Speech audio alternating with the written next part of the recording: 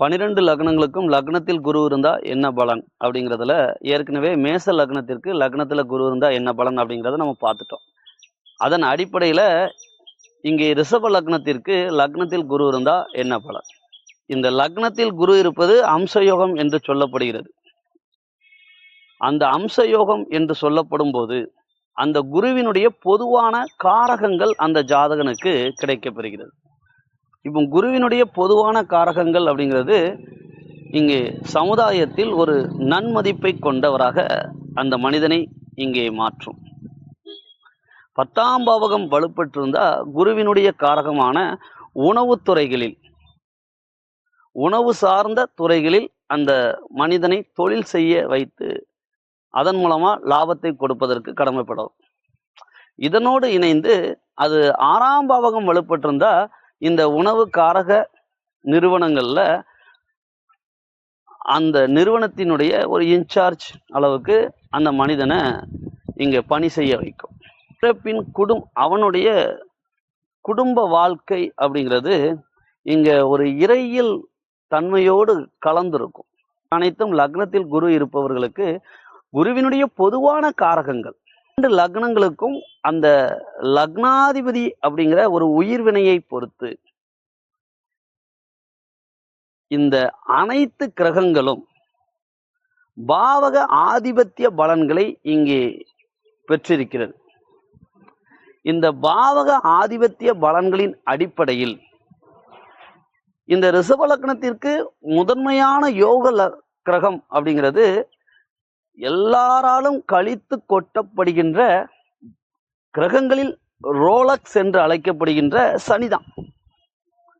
ஏன் அந்த சனிதான் அப்படின்னா 9 என்பது எப்போதுமே ஒரு தலைநிமிர்வையும் பாக்கியங்களையும் மட்டுமே சொல்லும் என்பதாலும் இந்த 9ஐ அனுபவிக்கின்ற கர்மஸ்தானம் என்கின்ற 10ஆம் பாவகத்திற்கும் இந்த பூமியில நாம ஏன் பிறந்தோம் அப்படின்னு சொல்லக்கூடிய பாவகம் 10ஆம் பாவகம் தான். ஏன்னா கர்மஸ்தானம், அந்த கர்மஸ்தானத்தின் அதிபதியாகவும் பாக்கியஸ்தானத்தின் அதிபதியாகவும் வரக்கூடிய ஒரே கிரகம் இங்கே சனி. இது வேற எந்த ஜாதகங்களுக்கும் இந்த பாக்கியம் கிடைக்காது, ரிஷப லக்னத்திற்கு மட்டும்தான் கிடைக்கும். குரு அவயோக கிரகம் அப்படின்னு எல்லா ஜோதிடர்களாலும் இங்க சொல்லப்பட்டாலும் ஜோதிடத்தினுடைய உண்மை இந்த ரிஷப லக்னத்திற்கு சுக்கிரன் தான் அவயோக கிரகம். ஒரு உதாரண ஜாதகங்கள் கூட நிறைய இருக்கு. இந்த அதே போன்று இந்த ரிஷப லக்னத்திற்கு லக்னாதிபதியை சுக்கிரன் என்பவர் குருவை விடவும் வலுத்திருக்க வேண்டும் அப்படின்னு சொல்றாங்கல்ல, அந்த தியரி 100% ராங். நல்ல யோக ஜாதகம், இப்ப இபிஎஸ் ஜாதகத்தை எடுத்துக்கிடும். ரிஷப லக்னத்துல பிறந்திருக்கிறாரு. ஒரு யோக ஜாதகத்துல குருவினுடைய வீடுகளில் இந்த லக்னாதிபதி சுக்கிரனே 6ஆம் அதிபதியாக வர்றதுனால அவர்களுடைய குருவினுடைய வீடுகளில் இந்த சுக்கிரன் என்கின்ற அவயோக கிரகம் அடைக்கப்பட வேண்டும், சிறை வைக்கப்பட வேண்டும் சொன்னோம். அனைவராலும் தெரியப்படுகின்றவர் இபிஎஸ் அப்படிங்கிறதுனால அவருடைய ஜாதக அமைப்பின்படி அங்க சுக்கிரன் குருவினுடைய மீனத்துல உச்சம் பெற்ற நிலையில இருக்கிறார். இதே போல நிறைய ஜாதகங்கள் இருக்கிறது. ரிஷப லக்னத்துல பிறந்தவருக்கு இங்கே சுக்கிரன் என்பவர் குருவினுடைய தனுசில் 4ஆம் பாவகமான சுகஸ்தானத்தினுடைய சாரத்தில் வர்க்கோத்தமமாக இருக்கிறார். இதெல்லாம் இப்போ ஒரு உன்னதமான அவர்களுடைய ஆயுள் தீர்க்கம், உடல் ஆரோக்கியம் தீர்க்கம் என்பதை சொல்லக்கூடிய ஜாதகங்கள். ஜோதிடர்கள் மிக உன்னதமா பிரபஞ்சத்தினுடைய உண்மைகளை புரிந்து கொள்வதற்கு முற்படணும். சாரத்துல பலன் இல்லைங்க, அதெல்லாம் குப்பைங்க, வேஸ்ட்டுங்க அப்படின்னு தன்னுடைய அகங்காரத்தின் காரணமாகவோ, இது அப்படி சொல்லக்கூடாது, அதுவும் தப்பு தான். ஏன் அப்படின்னா ஒரு ஜோதிடருக்கு யோக திசை நடப்பில் இருக்கின்ற போதுதான் அவருக்கான ஜோதிட ஞானங்களும் கிடைக்கும். நல்ல ஒரு மருத்துவர் சரிங்களா, ஆனா அவருக்கு அவயோக தசா ஸ்டார்ட் பண்ணும்போது அவர் செய்கின்ற மருத்துவங்கள் ஃபெயிலியர் ஆகும். அதே போலத்தான் இங்க ஜோதிடர் மட்டும் எப்பவும் ஸ்ட்ராங்கா ஒரே பொசிஷன்ல இருந்துருவாரா? அவர் என்ன கடவுளினுடைய தூதுவரா, கர்த்தரா, கந்தனா, இல்லைன்னா நபிகளா? கிடையவே கிடையாது. அனைத்து மனிதர்களை போன்றும் ஒரு கர்மாவை கழிப்பதற்கு வந்த ஒரு அற்ப பிறவிதான். இப்போ லக்னத்தில் இருக்கின்ற இந்த குரு அப்படிங்கிறவர் இந்த ரிஷப லக்னத்திற்கு அவயோகி இல்லை. எந்த விதத்தில்? உயிர் காரகத்திற்கும் உடல் காரகத்திற்கும் இங்கே முதன்மையான பொறுப்பேற்கக்கூடிய ஒரே யோக கிரகம் இங்கே குரு தான். சுக்கிரன் தான் இங்கே அவயோகி. நீயா நானா போட்டி. அதுல சரியான ஒரு அக்யூஸ்ட் யார் அப்படின்னு கேட்டீங்கன்னா, இந்த நிறைய த்ரில்லிங் படம்லாம் இருக்குல்ல, கடைசி வரைக்கும் ரொம்ப சஸ்பென்ஸாவே போகும். யார் அந்த அக்யூஸ்ட் அப்படின்னு, யார் அந்த சார் அப்படின்னு ஒரு கேள்வி வந்துச்சுல்ல. அதே போல இந்த ரிஷப லக்னத்திற்கு யார் அந்த சார் அப்படின்னு கேட்டா, இங்க அந்த சார் சுக்கிரன் தான்.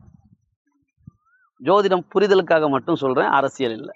ரிஷப லக்னத்தில் இருக்கின்ற இந்த குரு ஒரு அவயோக கிரகம் இல்லை, உயிருக்கும் ஆயுளுக்கும் அப்படிங்கிறதுல ஒரு தெளிவான ஒரு புரிதலை இங்க பெற்ற பிறகுதான் இந்த குருவினுடைய பாவக ஆதிபத்திய பலன்களை நாம் இங்க எக்ஸ்பிளைன் பண்ண முடியும். அப்போதான் ரொம்ப எளிமையா புரியும். சரிங்க, இந்த ரிஷப லக்னத்திற்கு லக்னத்தில் குரு அமர்ந்திருக்க அந்த குரு அப்போ தசா நடத்தினா இங்க ஆகப்பெரும் கோடிகளை கொட்டி கொடுத்து விடுவாரா அப்படிங்கிற கேள்வி நீங்க வந்துருவீங்க. அதனால இப்போ அதையும் நான் சொல்லிடுறேன். ஒரு ரிஷப லக்னத்திற்கு நேரடியாகவே இங்கே தசா புத்திகளுக்குள்ள போயிடலாம். ஒரு ரிஷப லக்னத்தில் பிறந்தவனுக்கு லக்னத்திலே குரு இருக்கிறாரு. அவருடைய தசா புத்திகள் இங்கே அவருடைய தசா இங்கே ஸ்டார்ட் ஆகும்போது என்ன பலன்களை செய்வார் அப்படின்னா, அவர் அந்த ஜாதகனுக்கு உயிரையும் ஆரோக்கியத்தையும் மட்டும் விட்டுவிட்டு அனைத்து பொருள் காரங்கத்தையும் இங்கே அபகரித்துக் கொள்வார். என்ன சேம் சைடே கோல் போடுற மாதிரி இருக்கு அப்படின்னு கேட்டீங்கன்னா, ஒரு புரிதல் அப்படிங்கிறது இங்க வேணும். அவர் ஆயுளுக்கு அதிபதி, அதே போல ஆரோக்கியத்திற்கு அதிபதி. ஆரோக்கியத்திற்கு மட்டும்தான் அதிபதி. அவர் லாபத்திற்கு இங்கே அதிபதியாகவே இருப்பினும், சரிங்களா?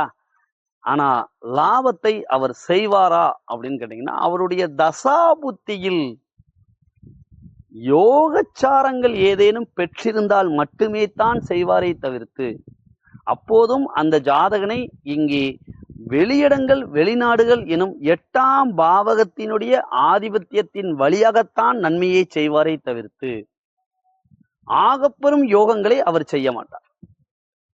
லாபஸ்தானத்தின் அதிபதி தானங்க, அவர் செஞ்சுதானே ஆகணும் அப்படின்னு நீங்க கேட்டீங்கன்னா, இங்கே 9ஆம் பாவகம் ஒரு மனிதனுடைய தலை நிமிர்வை சொல்லும். அப்போ இந்த 9ஆம் பாவகத்திற்கு 8ஆம் பாவகம் என்பது 12ஆக வரும். ஒரு நல்ல புரிதலோட இங்க சொல்லணும் அப்படின்னா, மகரம் அப்படிங்கிறது இந்த லக்னத்திற்கு இங்கே 9ஆம் பாவகமாக வரக்கூடியது. சரி, இந்த மகரத்திற்கு தனுசு அப்படிங்கிறது 12ஆம் பாவகம். 9 என்பது இந்த மனிதனை தலை நிமிர செய்யக்கூடியது. 12 என்பது அந்த தலை நிமிர்வுக்கான பாக்கியங்களை விரயம் செய்வது. இப்போ புரிஞ்சிச்சா?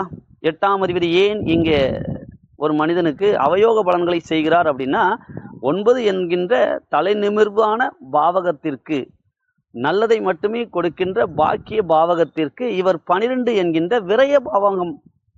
சரிங்களா? 8 9ற்கு 8 என்பது 12 விரயம். அதனால அவர் விரயத்தை செய்வதற்கே முற்படுவார். எப்போது அந்த விரயத்தை செய்யாமல் விடுவார் அப்படின்னு நீங்க கேட்டீங்கன்னா, அந்த ஜாதகன் குருவினுடைய தசால தூர இடங்களுக்கு அயல் நாடுகளுக்கு பயணிக்கின்ற போது, அயல் நாடுகளில் வாழ்கின்ற போது அந்த விரயங்களை இவர் தவிர்ப்பார். அதற்காக குரு தசை வந்தோடனே பாஸ்போர்ட் அப்ளை பண்ணிட்டு இங்க 16 வருஷம் ஃபாரின்ல போய் இருக்க முடியாது இல்லையா? விதி யாரையும் விடுவதில்லை. என்கின்ற கும்பத்திற்கு இந்த 8ஆம் பாவகம் என்பது 11 என்கின்ற லாப பாவகமாக வரும். 10 என்பது இங்கே கர்மா என்பதால், ஒரு மனிதன் புவியில் பிறந்த கர்மா அனைத்தும் நிறைவு பெறுகின்ற வரையிலும் நீண்ட நெடு கர்மாக்களை அனுபவிக்கின்ற தகுதியை கொடுக்கின்ற 8 என்கின்ற ஆயுள் இந்த 10ற்கு 11 என்பதால், இந்த குருவே இங்கே 11க்குடையவரும் என்பதால் அவருக்கு தீர்க்க ஆயுளையும் ஆரோக்கியத்தையும் இயல்பாகவே கொடுப்பதற்கு கடமைப்பட்டவராக இந்த குரு ரிஷப லக்னத்திற்கு வந்து விடுவார். அதே போல இங்கே 11ஆம் பாவகத்திற்கு இந்த கர்மஸ்தானம் 12ஆ வருது அப்படின்னு நீங்க ஒரு கேள்வி கேட்டீங்கன்னா, இங்க கர்மா, சரிங்களா, இந்த கர்மா முழுவதும் நிறைவு பெறுகின்ற வரைக்கும், கர்மா என்பது விரயம் ஆகின்ற வரைக்கும், இவருடைய ஆரோக்கியம் என்பதும் 11 ஆரோக்கியம் இல்ல, ஆரோக்கியம் என்பதும் வலுவாகத்தான் இருக்குன்னு சொல்லணுங்க. ஒரு நீரே இல்லாத ஒரு கிணறு இருக்கு. அந்த கிணத்துல இங்க அதுதான் உங்களுடைய உடல், உங்களுடைய வாழ்நாள்னு எடுத்துக்கோங்க. இங்க கர்மா அப்படிங்கிற நீர் நிறைஞ்சுக்கிட்டே இருக்கணும். இங்க அங்க இருந்த உயிர் காற்று வெளிப்பட்டு கொண்டே இருக்கும். எப்போது அந்த நீர் முழுவதும் நிறைகிறதோ, கர்மா எப்போது முழுவதும் நிறைகிறதோ, அடுத்த கணமே அந்த காற்று பிரபஞ்சத்தோடு மீண்டும் இணைவதற்கு முழுவதும் வெளிப்பட்டு விடும். நிரம்புகின்ற அந்த நீர் என்பதுதான் கர்மா. அப்போ இந்த கர்மா முழுவதும் நிறைகின்ற வரைக்கும், அதுதான் சொல்றோம், அவனுடைய ஆரோக்கியமும் நன்றாக இருக்கும். ஆரோக்கியம் நன்றாக இருந்தா தானுங்க இங்க என்ன செய்ய முடியும், அவருடைய ஆயுள் என்பது நீடிக்கும். இதனால தான் இவர் 8க்கும் 11க்கும் இங்கே அதிபதியாக வருகிறார் என்பது கூடுதலான ஒரு பதிவு. லக்னாதிபதியே 6ஆம் அதிபதியா வந்து விடுவதனால் இது விருச்சிகத்திற்கும் இந்த பாக்கியம் வரும். விருச்சிக லக்னம் பார்க்கும்போது நம்ம சொல்லலாம். லாபங்களை விரயம் செய்வார். அதே போல எப்போது விரயத்தை தடுப்பார்னா, தூர இடங்களுக்கு அந்த ஜாதகன் செல்லும் போது அவர் குருவினுடைய தசாவில் அந்த விரயத்தை தடுப்பதற்கு கடமைப்பட்டவராக இருப்பார். ஒரு மனிதனுடைய உடல் உறுப்புகளில் இதயத்தை சொல்பவர் குரு. இந்த குரு என்பவர் இதயத்தை சொல்வதால் பொதுவாகவே இந்த ரிஷப லக்னக்காரர்களுக்கு இங்க ஆஞ்சியோகிராம் அப்படிங்கிறத அவங்க வாழ்க்கையில தாண்டி தான் வருவாங்க. 40 டு ஒரு 45 வயதுக்கு மேல் இங்கே ஒரு ரிஷப லக்னக்காரர் குரு தசை இங்க வருது அப்படின்னா, இல்ல குருவினுடைய காம்பினேஷன்ல ஒரு கிரகம் இங்க தசை நடத்துது அப்படின்னா, நிச்சயமா ஒரு ஆஞ்சியோகிராம் அப்படிங்கிறத தாண்டித்தான் வரணும். முன்ன ஒரு கடினமான கொடூரமான நோய் அல்ல, இதிலிருந்து மிக எளிமையாக இங்கே வந்து விடுவார்கள் அப்படிங்கிறதும் உண்மை. இப்போ ரிஷப லக்னத்துல இருக்கக்கூடிய நட்சத்திர பாதங்கள் என்ன அப்படின்னா, சூரியன் இல்லை, அது சூரியனே நட்சத்திரம், அதற்கு நட்சத்திரம் அப்படிங்கிறது ஒரு அடிமுட்டாள்தனம், அது பூமி தான். அது ஒரு பெரிய லாங் சப்ஜெக்ட், அதை பார்க்கலாம். இப்போ புரிகிற மாதிரி எளிமையா சூரியனே சொல்லு. சூரியனுடைய கார்த்திகை 2, 3, 4ஆம் பாதங்களும், சந்திரனுடைய ரோகிணி 1, 2, 3, 4 பாதங்களும், அப்போ என்னாச்சு, 7 பாதங்கள் வந்தாச்சு. மீதி 2 என்பது செவ்வாயினுடைய மிருகசீரிசம் 1, 2 பாதங்களும், இங்க 9 நட்சத்திர பாதங்கள் அப்படிங்கிறது இங்க அடங்கும். இந்த நட்சத்திர பாதங்களில் அமர்கின்ற குருவினுடைய தன்மையை பொறுத்துத்தான், ஒரு கிரகம் எந்த நட்சத்திர சாரத்தில் இருக்கிறது என்பதை பொறுத்துத்தான் அந்த கிரகத்தினுடைய முழுமையான பலன்களை சொல்ல முடியும் என்பதால், இந்த ரிஷப லக்னத்திற்கு குரு சூரியனுடைய 2, 3, 4ஆம் பாதங்களில் கார்த்திகை நட்சத்திரத்தில் அமர்கின்ற போது, இங்கே சிம்மத்தின் அதிபதியான அந்த சூரியன் என்பவர் 4ஆம் பாவகம் என்று சொல்லக்கூடிய தாய்ஸ்தானத்தையும் சுகஸ்தானத்தையும் வீடு மனை வாகன யோகங்களையும் சொல்லக்கூடியவர் என்பதால், குரு லக்னத்தில் சூரியனுடைய கார்த்திகை நட்சத்திரத்தில் அமர்கின்ற போது அவனுடைய தாயின் மூலமாக வீடு மனை வாகன யோகங்களை பெறக்கூடிய தகுதியில் இருப்பான். அப்போ அந்த ஜாதகனுடைய தாய் என்பவள் ஒரு அரசு உத்தியோகத்துல சொல்லி கொடுக்கக்கூடிய ஃபீல்டுலையோ அல்லது இங்க ஒரு பேங்க்ல ஒரு மேனேஜர் செக்டர் பெரிய போஸ்டிங்லயோ இருப்பாங்க.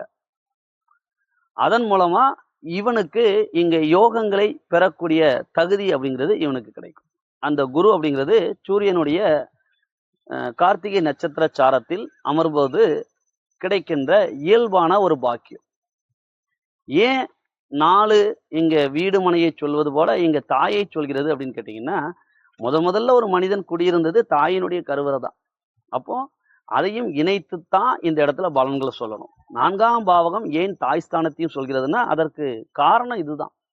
சரிங்களா, காரணமின்றி எந்த பலன்களும் சொல்லப்படலை. அதை எக்ஸ்பிளைன் பண்றதுக்கு இங்க பிரபஞ்சத்தினுடைய புரிதல் வேணும், அவ்வளவுதான். இதற்கு அடுத்ததாக இருக்கக்கூடிய நட்சத்திரம் அப்படிங்கிறது இந்த லக்னத்திற்கு மாரகஸ்தானத்தின் அதிபதி என்று சொல்லக்கூடிய இந்த லக்னத்தின் கொடூரமான அவயோகி அப்படிங்கிற சந்திரனுடைய சாரம் ரோகிணி. இந்த ரிஷப லக்னத்தில் குரு என்பவர் சந்திரனுடைய நட்சத்திர சாரத்தில் இருக்கிறார் அப்படின்னா, இந்த சந்திரன் பொதுவான தாய் காரகத்தை சொல்வதாலும், இந்த தாய் காரகத்தை சொல்கின்ற இந்த சந்திரன் இந்த லக்னத்திற்கு 3ஆம் பாவகத்தின் அதிபதி அப்படிங்கிறதுனாலையும், இந்த ஜாதகனுக்கு இளைய சகோதரி காரகம், அந்த இளைய சகோதரி காரகத்திற்கும் இந்த ஜாதகனுக்கும் ஒரு மன முறிவுகள் அப்படிங்கிறது இங்க இயல்பில் இருக்கும். அவங்க கிட்ட இருந்து இவங்க ஒரு பெரிய தனத்தை வாங்கினாங்க, ஒரு ஜொல்லை வாங்கி எங்கேயாவது ஒரு அடை வச்சு இல்லைன்னா வேற ஏதாவது ஒரு பிஸ்னஸ் பண்ணாங்க அப்படின்னா, அந்த சகோதரிக்கு திருப்பி கொடுக்க முடியாத ஒரு நிலை என்பது இங்கே ஏற்பட்டுவிடும். அதுவும் இளைய சகோதரி என்றால் நிச்சயமாக அது நிகழும். இங்கே அந்த சந்திரன் என்பது 11ஆம் பாவகத்தில் மூத்த சகோதரி ஸ்தானத்தில் அமர்ந்திருந்தால் மூத்த சகோதரியினுடைய காரகங்களின் வழியாக இங்கே கடன் ஏற்படும். சந்திர தசையில் குருவோட புத்தியோ, குருவோட திசையில் சந்திரனோட புத்தியோ இங்கே இணைகின்ற போது அந்த இளைய சகோதரம் அல்லது மூத்த சகோதர ஸ்தானத்தின் வழியாக, அதாவது பெண் சகோதரி காரகங்களின் வழியாக இந்த ஜாதகனுக்கு ஒரு கடன் படக்கூடிய, ஒரு அவமானங்களை பெறக்கூடிய ஒரு தன்மைகள் அப்படிங்கிறது நிகழும். ஒரு மிகப்பெரிய ஒரு நஷ்டத்தை சந்திச்சார் அப்படின்னா அதற்கு முதற் காரணம் அப்படிங்கிறது சகோதரி காரகமா இருப்பாங்க. அதற்காக அவங்களை கெடுப்பதற்கான தன்மைகள் அப்படிங்கிறதுலாம் இல்லை. சூழ்நிலைகள் அப்படிங்கிறது அங்கே இந்த இவர் கெடுவதற்கு அங்கே முதற் காரணமா சகோதரிகள் அப்படிங்கிறது இங்கே அமைந்துவிடும். இந்த சந்திரன் என்பது இந்த ஜாதகனுடைய மனோகாரகன் அப்படிங்கிறதும் சந்திரன் தான். இதனால் இந்த ஜாதகனுக்கு இங்கே அவயோக தசை எப்பமெல்லாம் வருதோ அப்பமெல்லாம் இந்த குருவினுடைய புத்தி கிராஸ் ஆகும் போது மிகுந்த மனவேதனையை அவர் அனுபவிப்பார்.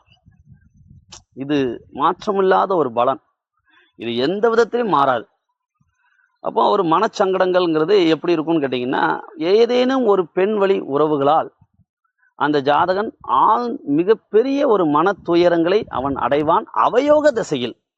சரிங்களா? யோக திசையில இல்லை, அவயோக திசைகளில் இந்த நிலையை அந்த லக்னத்தில் இருக்கின்ற அந்த குரு அப்படிங்கிறவர் அவர் செஞ்சே தீர்வார். அது ஒரு காதல், ஏன்னா 3 முயற்சி ஸ்தானம், காமஸ்தானம், வீரியஸ்தானம், ஒரு காதல் நிகழ்வுகளாக இருக்கலாம், அதில் எடுத்த ஒரு முயற்சிகளாக இருக்கலாம், குடிக்கக்கூடாத திரவங்கள் என்று சொல்லக்கூடிய அந்த ஒரு மனநிலை கூட அவருக்கு அங்கே ஏற்படும். அவருடைய மனம் என்பது உச்ச சோகத்திற்கு செல்லும் போது அவன் உயிரை மாய்த்து கொள்வதற்காக ஏதேனும் குடிக்க வேண்டிய ஒரு சூழ்நிலை என்பது இங்கே ஏற்படும் இல்லையா? அதன் அடிப்படையில் நம்ம சொல்றோம். அப்போ ஒரு பெண் மூலமாக இந்த ஒரு நிகழ்வுலையோ அல்லது இங்க சகோதரி ஸ்தானத்தின் மூலமாக லாபஸ்தானம் என்பது இங்கே தடைபடுவதோ, இதே போன்று இங்கே சகோதரி ஸ்தானத்தினால் எந்த ஒரு தொல்லையும் ஜாதகனுக்கு இல்லை என்றால் அந்த சகோதரி ஸ்தானத்திற்கு ஏதேனும் பொருளாதார பிரச்சனைகளோ இங்கே ஏற்படுவதற்கான நிகழ்வுகள் அப்படிங்கிறது இங்கே நடக்கும். இந்த ரிஷப லக்னத்திற்கு அவயோக திசையில் இங்கே குருவோட புத்தி இணைகின்ற போது மட்டும். பொதுவான தாய் கிரகம் இங்கே மாரகஸ்தானத்தினுடைய சாரத்தில் இருக்குது அப்படின்னா அந்த ஜாதகனுக்கு ஒரு 50 வயது 40 வயதிற்கு மேல் அப்படின்னா அவளுடைய தாயினுடைய ஆயுள் என்பது இங்கே பிரியும் அப்படிங்கிறது உண்மை. அதனால இவர் மனவேதனை அடைய வேண்டும் அப்படிங்கிறத இங்கே அந்த குரு கொடுப்பதற்கு கடமைப்பட்டவராக இங்கே மாறிடுவார். ஏன்னா 8க்குடையவர் ஆயுள் ஸ்தானத்துக்கு அதிபதி. அவர் அமர்ந்த சந்திரன் என்பவர் பொதுவான தாய்க்காரகன். அந்த தாய்க்காரகன் சந்திரன் மாரகஸ்தானத்தின் அதிபதி. அப்போ இது எல்லாத்தையும் இங்கே இணைச்சி பார்த்தோம் அப்படின்னா தாயினுடைய மாரகத்தை அவர் பார்க்க வேண்டும், அதனால் மனம் இங்கே அவர் நிலை தடுமாற வேண்டும் அப்படிங்கிறது இயற்கை. அவயோக தசை வரும்போது தான் ஒரு 10 வயசு குழந்தைக்கு இங்கே சந்திர தசை வருதுங்க, இங்கே லக்னத்தில் குரு இருக்குது, இல்லைன்னா லக்னத்தில் இருக்கக்கூடிய குருவினுடைய தசை வருது, சந்திர புத்தி வருதுங்க, அவன் தாய்க்கு இந்த மாதிரி நிகழ்வுகளா? இல்லை, கிடையாது.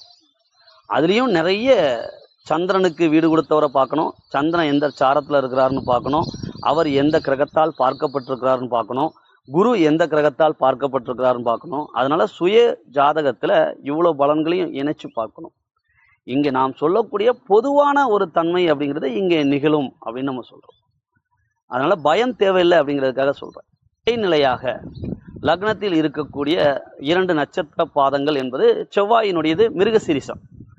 இந்த மிருகசீரிஷம் 1ஆம் பாதம் 2ஆம் பாதத்தில் இங்கே குரு அமர்கின்ற போது இந்த குரு 8க்குடையவன் என்பதால், இந்த செவ்வாய் என்பவர் 7க்குடையவன் என்பதாலும், இந்த செவ்வாய் 12க்குடையவன் என்பதாலும், இந்த குரு 11க்கும் உடையவன் என்பதாலும், மனைவியை விட்டு குடும்ப உறவுகளை விட்டு இந்த லக்னத்தில் இருக்கின்ற 8ஆம் பாவகத்தின் அதிபதியான இந்த குரு தன்னுடைய தசாவிலோ அல்லது இங்கே செவ்வாயினுடைய தசையில் குருவினுடைய புத்தி இணைகின்ற போதோ குடும்பங்களை விட்டு அயல்நாடு செல்வான், அயல்நாட்டில் லாபங்களை பெறுவான்.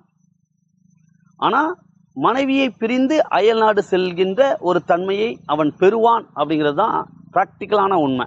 செவ்வாய் என்பது இங்கே 7ஆம் பாவகத்தை சொல்வது, மனைவியை சொல்வது, குடும்பத்தை சொல்வது.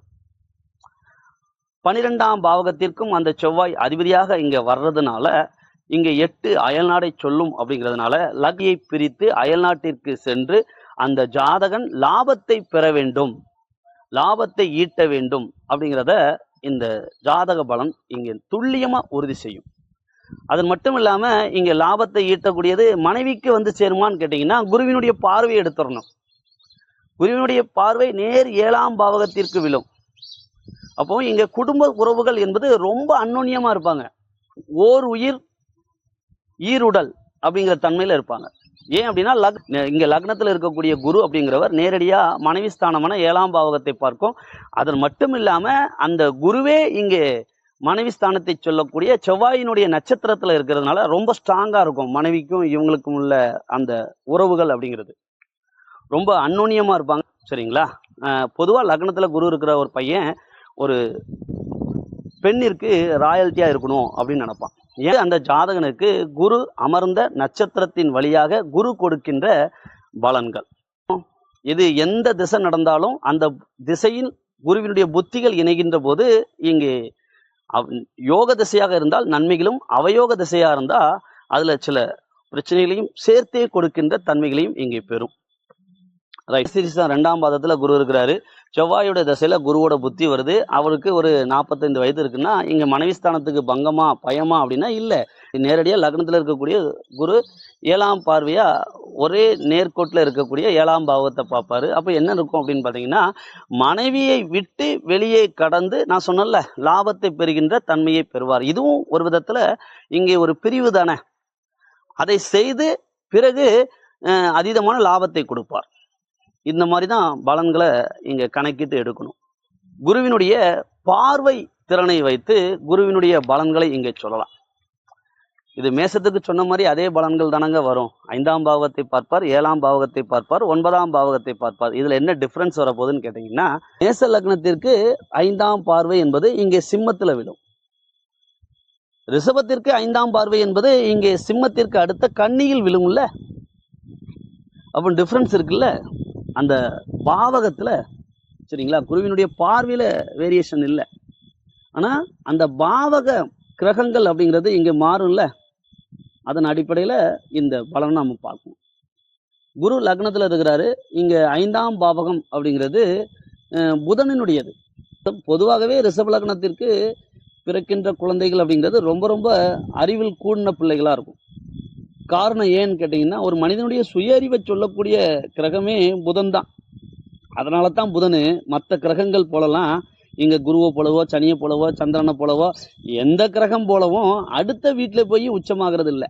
ஒரு மனிதனுக்கு சுய அறிவு இருந்தா மட்டும்தான் அந்த அறிவு உச்சம் பெறும் அப்படிங்கிற ஒரு உண்மையான தத்துவத்தின் அடிப்படையில் இங்கே புதன் என்பது கன்னியில் சொந்த வீட்டில் உச்சம் பெறுகிறது. ஏன் மிதுனத்தில் உச்சம் பெறலை அப்படிங்கிறத வேணா தனி டாபிக்கா பார்க்கலாம். இப்போ இந்த இடத்துல அந்த புதன் நேரடியா முதல் குழந்தையை சொல்லக்கூடியது இந்த ரிஷப லக்னத்திற்கு அப்படிங்கிறதுனால லக்னத்துல இருக்கக்கூடிய அந்த குரு என்பவர் இங்கே நேரடியாக 5ஆம் பாவகத்தை பார்த்து, ஒருவேளை 5ஆம் பாவகத்திலேயே அந்த புதன் உச்சம் பெற்ற நிலையில் இருக்கிறார் அப்படின்னா ஒரு கல்வியில் மிக பெரிய உயர்ந்த நிலைக்கு அந்த குழந்தை என்பது நிச்சயமாக வரும். முதல் குழந்தை. சரிங்களா? அது ஆண் பெண் அப்படிங்கிற பாகுபாடுலாம் இல்லை. இன்னொரு விஷயம் பார்த்தீங்க அப்படின்னா குரு நேரடியாக 5ஆம் பாவகத்தை வலுப்பற்று பார்க்கிறார். அது புதனோட வீடு தான். புதன் தான் அங்கே இருக்கிறார் அப்படின்னா ஒரு ஆண் குழந்தைக்கான ஒரு வீரியத்தன்மை அப்படிங்கிறது அங்கே மோஸ்ட் ஆஃப் பவரா அங்க வேலை செய்யும். பொதுவா இதுல குரு வலுப்பெற்ற நிலையில் இருந்து இந்த புதனை மிக நெருங்கிய அளவுல பார்க்கிறார்.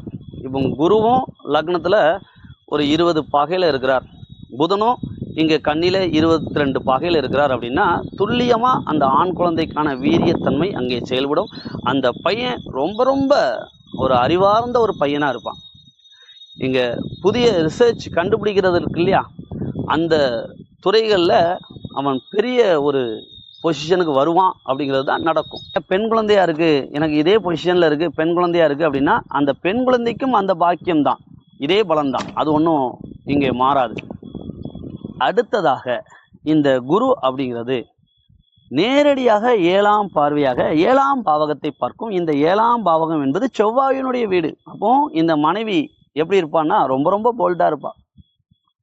இது என்ன மாதிரி சொல்லலாம் அப்படின்னு பார்த்தீங்கன்னா, இங்க சூனாப்பானா என்ன அடிச்சியான்னு கேட்பார்ல கோவை சார்ல, அந்த அளவுக்கு இங்க 7ஆம் பாவகத்தின் அந்த அளவிற்கு இங்க 7ஆம் பாவகத்தின் அதிபதி செவ்வாய் அப்படிங்கிறவர் இங்க ஒரு ஆணுக்கு நிகரான ஒரு வீரியத்தை சொல்லக்கூடிய கிரகம். இதற்கு கூடுதலா வலு சேர்க்கும் விதமா இந்த குரு அந்த 7ஆம் பாவகத்தை பார்க்கிறார் அப்படின்னா ஒரு கடவுளுடைய சூட்சம விதியை பாருங்க. இந்த குரு தான் இந்த லக்னத்துக்கு தசா நடத்தும் போது ஆரோக்கியத்தை தவிர, ஆயுளை தவிர, பொருள் காரகத்தை அனைத்தையும் விரயம் செய்வார்னு சொல்றோம். அப்போ இந்த குரு நேரடியா லக்னத்துக்கு 7ஆம் பாவத்தை பார்க்கிறார் அப்படின்னா இவருடைய ஆயுளை இங்கே முடித்து கொள்ளாத அளவிற்கும், இவருடைய ஆரோக்கியம் பங்கப்படாத அளவிற்கும், வரக்கூடிய வருமானத்தின் இழப்பினை இங்கே சரி செய்கின்ற அளவிற்கு ஒரு கேடயமாக முன் நிற்பார்கள். ஒரு அற்புதமான ஒரு நிகழ்வை பாருங்க. இது அந்த ரிஷப லக்னத்திற்கு அந்த செவ்வாய் என்பது ஒரு தளபதியை சொல்லும், ஒரு வீரியத்தை சொல்லும், ஒரு உண்மையை சொல்வதும் செவ்வாதான். நீங்க முரட்டு கிரகம்னு சொல்றீங்க, முரடன் தான், ஆனா உண்மையை சொல்லும். இதற்கு கூடுதலா இங்க இந்த குரு நேரடியா லக்னத்துல இருந்தோ அல்லது எந்த பாவகத்திலும் இருந்தோ 7ஆம் பாவகத்தை பார்க்கின்ற போது அவயோக தசைகளில் இவன் மனைவி கேடயமாக இவனுக்கு செயல்படுவாள், இவனுக்காக அர்ப்பணிப்பின் உச்சத்திற்கு செல்வாள் அப்படிங்கிறது தான் உண்மை. இது கடவுளுடைய மேனுஃபேக்சரிங் டிசைனிங். இப்போ சரி விடியா பார்த்துக்கலாம், இப்போ என்ன ஆகி போச்சு, பொருள் தானே பார்த்துக்கலாம், வா நான் இருக்கேன் அப்படின்னு தான் இருப்பாங்களே தவிர்த்து ஐயோ நீ தேர மாட்ட நான் போறேன் அப்படிங்கிற அளவுக்கு இருக்க மாட்டாங்க. ரொம்ப ராயல்ட்டியா இருப்பாங்க, ரொம்ப ரொம்ப உண்மையா இந்த கணவனுக்கு அவர்கள் இருப்பார்கள். இவரும் நம்ம ஏற்கனவே சொன்னோம், ரொம்ப உண்மைத்தன்மையோடு இருப்பார். அதை விடவும் மிக உண்மைத்தன்மையாக அந்த மனைவி என்பவள் இந்த ஜாதகனுக்காக எதையும் செய்வதற்கு துணிந்தவளாக நிற்பாள். இதனோடு இணைந்து இந்த லக்னத்தில் இருக்கின்ற இந்த குரு என்பது இங்கே 9ஆம் பார்வையாக 9ஆம் பாவகத்தை பார்க்கும். இந்த 9ஆம் பாவகம் ஏற்கனவே டாப் மோஸ்டான பாவகம். இந்த லக்னத்திற்கு ரியல் ஹீரோ அப்படின்னு ஒருத்தர் இருக்கிறார் அப்படின்னா அவர் இங்க சனிதான், 9-10 ஏன் 2 பாவகமும் அவர் எடுத்துக்கிறார் அப்படின்னா இந்த குருவை போலத்தான் 2 டிபார்ட்மெண்ட் வச்சிருக்காங்க. இந்த ஜாதகத்துல 2 முக்கியமான டிபார்ட்மெண்ட்களை வச்சிருக்கிற ஒரு 3 கிரகத்தை நம்ம இங்க சொல்லியே ஆகணுங்க. யாரெல்லாம் அப்படின்னு கேட்டீங்கன்னா, முதல்நிலையா சனி 9-10 இது யாருக்குமே இந்த யோகம் கிடைக்காது, இந்த ரிஷப லக்னத்துக்கு கிடைக்கும். ஏன் அப்படின்னா சனிதான் கர்மாவை முடிவு செய்யக்கூடிய கர்மக்காரகனே சனிதான். அந்த கர்மக்காரகனே சனியா வருவார் அப்படின்னா மற்ற லக்னத்திற்கும் வருவார, வந்துட்டு போறார். ஆனா 9க்கும் 10க்கும் வரமாட்டார்.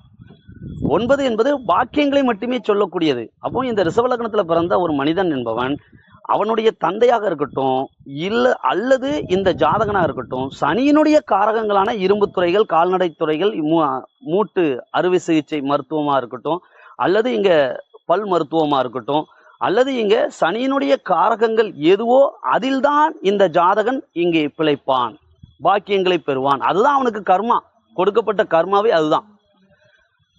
அப்ப கர்மக்காரகன் கர்மாவை என்ன செய்வான், மற்ற கிரகங்களை விட வாரி வழங்குவான்.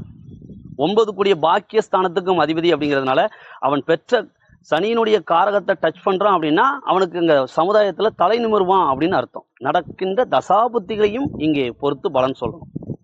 ஆனா இயல்பில் அவனுக்கு பாக்கியங்களை மட்டுமே கொடுப்பதற்கு கடமைப்பட்டதாக இந்த கர்மஸ்தானத்தின் அதிபதியே 9ஆம் அதிபதியாக வர்றதுனால ரியல் ஹீரோ அப்படிங்கிறது most of the top most ஆள் அப்படின்னா ரிஷப லக்னத்திற்கு சனிதான். பாதகஸ்தானத்திற்கு அதிபதியா வருவார, நீங்க என்ன மாரகாதிபதியை சொன்னீங்க, பாதகத்தை ஸ்திர லக்னத்திற்கு பாதகாதிபதி என்பவர் பாதகம் செய்வதில்லை அப்படின்னு ஒரு தனி பதிவே பண்ணியிருக்கிறோம். அந்த பதிவுக்குள்ள இப்போ நம்ம போனோம்னா ரொம்ப லாங் டெப்த்தான சப்ஜெக்டா மாறிடும். இதற்கு அடுத்ததா இந்த லக்னத்திற்கு சுபர் இருந்தால்தான் சித்திரம் வரைய முடியும் என்பதன் அடிப்படையில் இந்த சனியினுடைய 9 10 நேரடியாக தொடர்பு கொண்ட 8 மற்றும் 11 நல்லா பாருங்க, சென்ட்ரல தான் இங்க மகர கும்பம் இருக்கும். இங்க இந்த 9 10 செவ்வனவே செய்து கொடுப்பதற்கு இங்க 2 எஸ்கார்டு இருப்பாங்க. அந்த 2 எக்ஸ்கார்டு அப்படிங்கிறது யாரெல்லாம் பார்த்தீங்கன்னா தனுசு, இன்னொன்று மீனம். இந்த 2 வீட்டுக்கும் அதிபதி இங்கே ஒருவர் தான். அது யார் அப்படின்னா குரு. இதற்கு அடுத்தது 3வது ஒருத்தர் இருக்கிறாரு இங்க வாக்குஸ்தானத்தையும் அதே நேரத்தில் புத்திரஸ்தானத்தையும் சொல்லக்கூடிய அந்த புதன். இவர் 2 கூடிய வாக்குஸ்தானத்துக்கு அதிபதி, அதே நேரத்தில் 5 கூடிய குழந்தை ஸ்தானத்திற்கும் அதிபதி. மனசாட்சின்னு சொல்லக்கூடியதும் 5ஆம் பாவகம் தான். அப்போ இங்கே மனசாட்சியின்படி ஒரு மனிதனை பேச வைக்கின்ற, ஏன்னா 2ஆம் பாவகம் பேச்சு ஸ்தானம் இல்லை, அப்போ 5 மனசாட்சி அப்படிங்கிறதுனால அறிவார்ந்து பேச வைக்கக்கூடிய தன்மையையும், ஏன்னா புதன் அறிவார்ந்து பேச வைக்கக்கூடிய தன்மையும் அறிவார்ந்து சிந்திக்க வைக்கக்கூடிய தன்மையும் கொடுக்கின்ற ஒரு நல்ல யோக கிரகம் அப்படிங்கிறது இங்கே புதன். அப்போ இவங்க 3 பேரும் டாப் மோஸ்டான ஒரு யோக கிரகங்கள் தான் நான் சொல்லுவேன். சரிங்களா, நீங்கள் குருவை உள்ளே எடுத்திருக்கீங்களே அப்படின்னா அதற்கு தான் முதல்லையே நான் குருவை பற்றி நான் சொன்னதுக்கான எக்ஸ்பிளனேஷனுக்கான காரணமே அதுதான். இப்போ இந்த இடத்துல சந்தேகம் வந்துடக்கூடாது அப்படிங்கிறதுக்காக. சரிங்க, இப்போ இந்த வகையில் நம்ம பார்த்தோம் அப்படின்னா இந்த குரு என்ன பண்ணுறாரு, நேரடியாக லக்னத்தில் இருக்கும்போது 9ஆம் பாவகத்தை பார்ப்பார். அப்போ 9ஆம் பாவகத்தை பார்ப்பார் அப்படின்னா இந்த குருவினுடைய காரகமும் இந்த 9ங்கிற சனியினுடைய காரகமும் இந்த ஜாதகனுக்கு அபரிவிதமான நன்மைகளை செய்யும். சனியினுடைய காரகத்தை செஞ்சு குருவினுடைய நிலையை அவன் அடைவான். சனியினுடைய காரக தொழில்களை செய்து பிறகு குருவினுடைய அந்தஸ்துக்கு அவன் உயர்வான் அப்படிங்கிறது இங்க பலனா கிடைக்கும். 1க்கு பிறகு 5 அப்படிங்கிறது முதல் குழந்தை, அதற்கு பிறகு வரக்கூடிய அனைத்து குழந்தைகளும் 9ஆம் பாவகம் சொல்லும். அப்படிங்கிறதுனால இங்க இந்த சனியினுடைய ஃபீல்டுல ரொம்ப சக்சஸ்ஃபுல்லா ஒரு வெட்டினரி டாக்டரா இருப்பாங்க குழந்தை, அல்லது இங்க ஒரு கால் மூட்டு அறுவை சிகிச்சை மருத்துவரா இருப்பாங்க, அல்லது இங்க சனியினுடைய காரகமான சிவில் சர்வீஸ்ல ஒரு பெரிய போஸ்டிங்ல உயர் பதவிகள்ல இருப்பாங்க. சரிங்களா, ஏன்னா குருவும் சனியும் சொல்வதால. இதுல முக்கியமா இன்னொருத்தரை விட்டுட்டோமே, இதுல முக்கியமா சனியினுடைய A1 கிரேட் பொசிஷன் அப்படிங்கிறது இங்க நீதிமன்றம். அதுவும் குரு நீதிபதியை சொல்லும், சனி இங்கே வழக்காடுதலை சொல்லும். அப்படிங்கிறதுனால குருவினுடைய பார்வையில இங்க 9ஆம் பாவகமும் குரு சனியே ஒருவேளை 9ல இங்க ஆட்சி பெற்ற நிலையில இருக்கிறார் அப்படின்னா அவருக்கு இங்க சனி தசை நடப்புல இருக்கு அப்படின்னா அந்த ஜாதகனுக்கு அந்திம வயதாகி விட்டது அப்படின்னா அவனுடைய அந்த குழந்தைகள் அப்படிங்கிறது நீதிபதியாக இருப்பார்னு எழுதி கொடுத்துடலாம். சரிங்களா, அந்த குழந்தைய ஜாதகம்லாம் பார்க்க வேண்டாம். அல்லது அந்த ஜாதகனுக்கு ஒரு சரியான பருவ வயசுல இந்த பொசிஷன்ல இருக்கக்கூடிய சனியினுடைய தசை இங்க வருது அப்படின்னா ஜாதகனே நீதிபதி ஆகுவான் அப்படிங்கிறது இங்க பலன். சரிங்களா, இதெல்லாம் ரொம்ப அக்யூரேட்டா